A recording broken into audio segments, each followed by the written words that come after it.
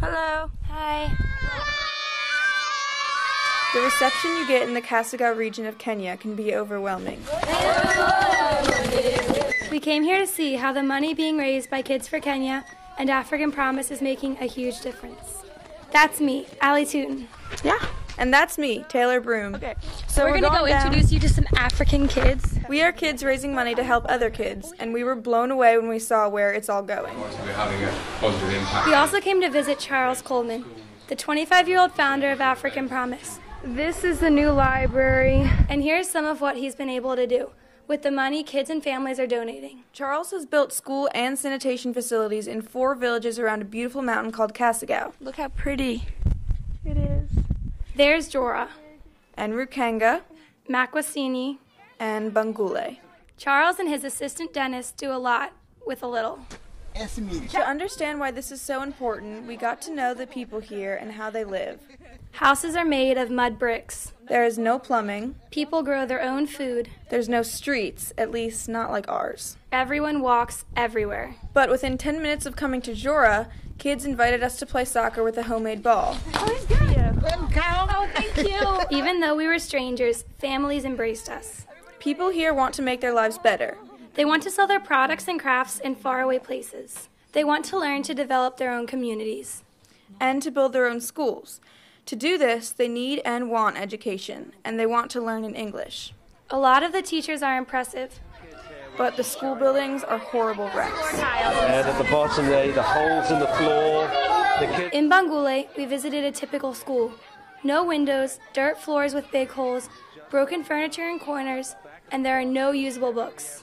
African Promise and Kids for Kenya are doing something about it.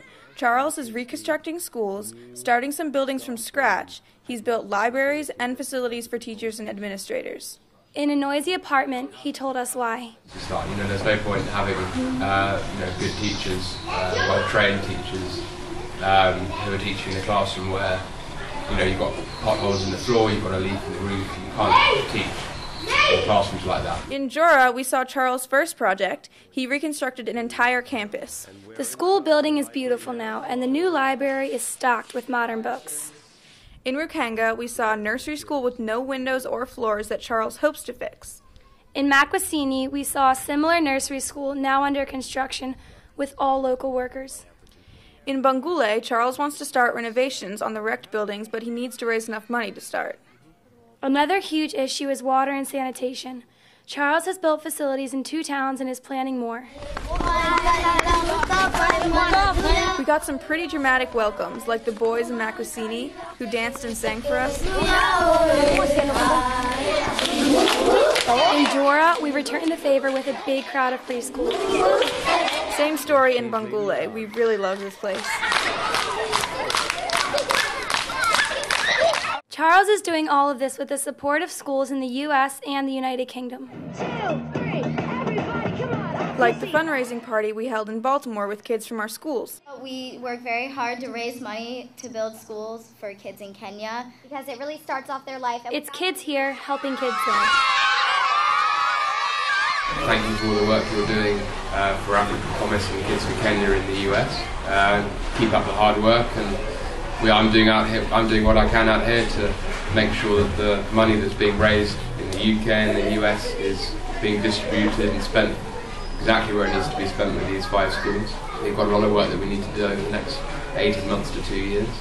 We've got a lot of money that we need to raise to be able to do that. So keep up the good work, and hope for much more success over the next 12 months or so. And we're leaving tomorrow, which is not cool because it's been so awesome here. It's like the best place ever. I'm gonna miss it here.